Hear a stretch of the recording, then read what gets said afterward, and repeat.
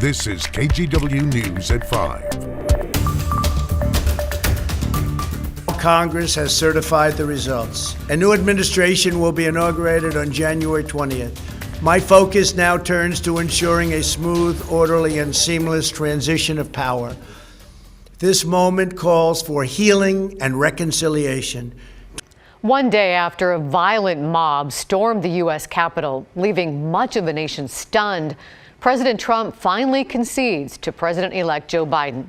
The president released a video statement just a half hour ago saying people who engaged in violence and destruction don't represent our country. More than 24 hours later, the images from the Capitol are still shocking. Congress affirmed Joe Biden's victory early this morning after the building was secured. But despite the president's statement you just heard promising a smooth transition, most of Oregon's congressional delegation supports removing the president immediately. Pat Doris has a reaction. Reaction to the violent mob's attack on the Capitol building came quickly last night as members of Congress from both parties condemned it, including Southwest Washington's Jamie Herrera Butler, a Republican. Is this a country, is this an America that we want to give to our children? A country of lawlessness, of might makes right, of mob rule? Previous generations of Americans have laid down their lives to answer no to that question.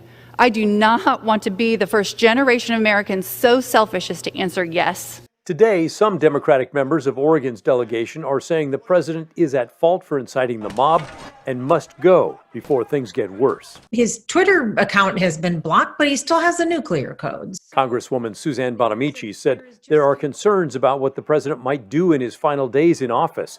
She backs using the 25th Amendment, which declares the president unfit for office, or impeachment. I would support whichever one would make sure that Donald Trump is not capable of causing more damage to this country in the next couple of weeks. Oregon Senior Senator Ron Wyden agrees, writing, Donald Trump is a clear and present danger to our democracy. His cabinet must use the 25th Amendment to act. Senator Jeff Merkley wrote, the cabinet and vice president can and should invoke the 25th Amendment today. Congressman Peter DeFazio also agrees, writing in a statement, Donald Trump is a threat to our democracy, national security, and the safety of all Americans. He must be removed from office immediately.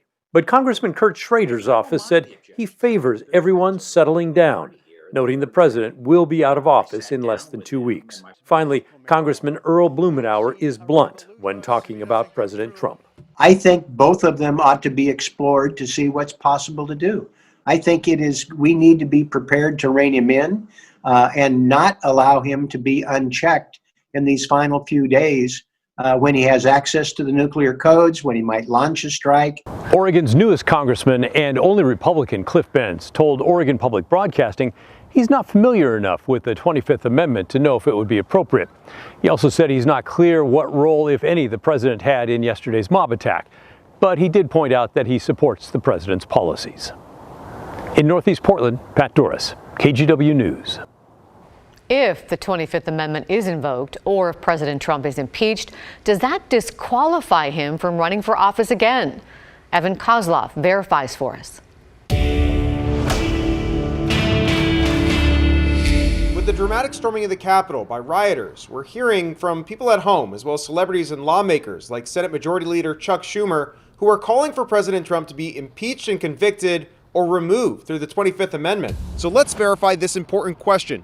If a president is removed either by the 25th Amendment or by impeachment, does that disqualify them from running again? Here are sources. Article 1 of the U.S. Constitution, the 25th Amendment, political professor Gary Nordlinger from the George Washington University, and Robert Peck from the Center for Constitutional Litigation. Let's start with the 25th Amendment. Peck says this is pretty clear cut. There's no bar on running again if you are removed, which is considered a temporary removal from office. Something backed up by our politics expert, Nordlinger, telling us, quote, it doesn't affect your future qualifications, just means you're not fit right now. So we can verify that false. Being removed under the 25th Amendment does not disqualify you from holding future office. Okay, what about if a president is impeached and then convicted? Can they run again? It's not automatic that they can't run again. Peck explains that Article 1, Section 3 of the Constitution reads in part, quote, "Judgment in cases of impeachment shall not extend further than to removal from office and disqualification to hold and enjoy any office of honor, trust, or profit under the United States." Peck says that means lawmakers could include disqualification from future office, but it's not required. If that's added to the terms of the impeachment and conviction, then he is ineligible. So we can verify that no, being impeached and convicted does not automatically disqualify you from being able to run again, but Congress could put in language to do so. Reporting here at the Capitol, this is Evan Kozloff with your Verify.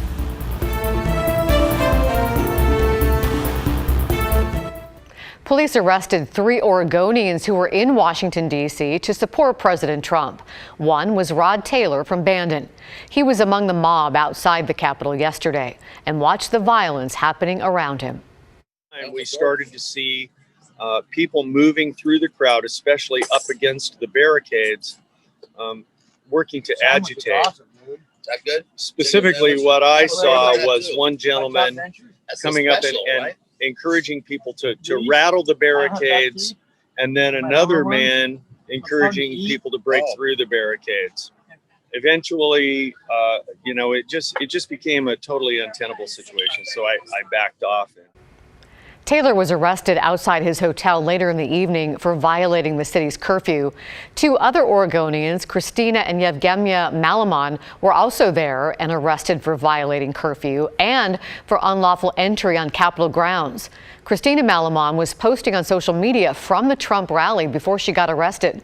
Malaman lives in Portland and is vice chairwoman of Young Republicans of Oregon.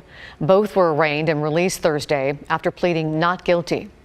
In a statement today, Oregon's U.S. Attorney Billy Williams called what happened yesterday an abomination and utterly indefensible, adding, "I join my fellow U.S. attorneys in unequivocally stating that if we learn of any Oregonians who traveled to participate in this violence, they will be prosecuted in the District of Oregon to the fullest extent of the law." Oregon lawmakers are ramping up safety protocols at the state capitol ahead of the upcoming legislative session. We've seen protests there recently, including one where a pro-Trump group actually got into the closed building while lawmakers were in session and clashed with police. Now state police are investigating a lawmaker for letting them in. Here's Maggie Vespa.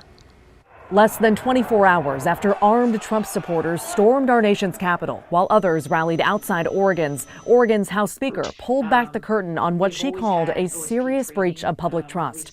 Keep in mind, it happened during a different demonstration at Oregon's Capitol on December 21st. We have been waiting to talk publicly about one element of the entry of the demonstrators, and that is that Oregon State Police has confirmed and informed us that Representative Mike Neerman did open a door to allow demonstrators into the building. That statement confirming a report from OPB that State Representative Mike Neerman, a Republican from Independence, Oregon, was caught on security cameras letting armed far-right demonstrators into Oregon's closed Capitol building during last month's one-day special session.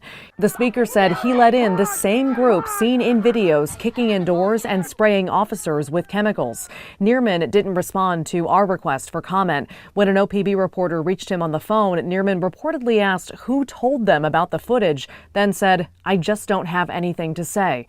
Speaker Tina Kotek said House leaders are reviewing all options, as are police. We have consulted employee services as well as the Legislative Equity Office about is this a hostile workplace violation?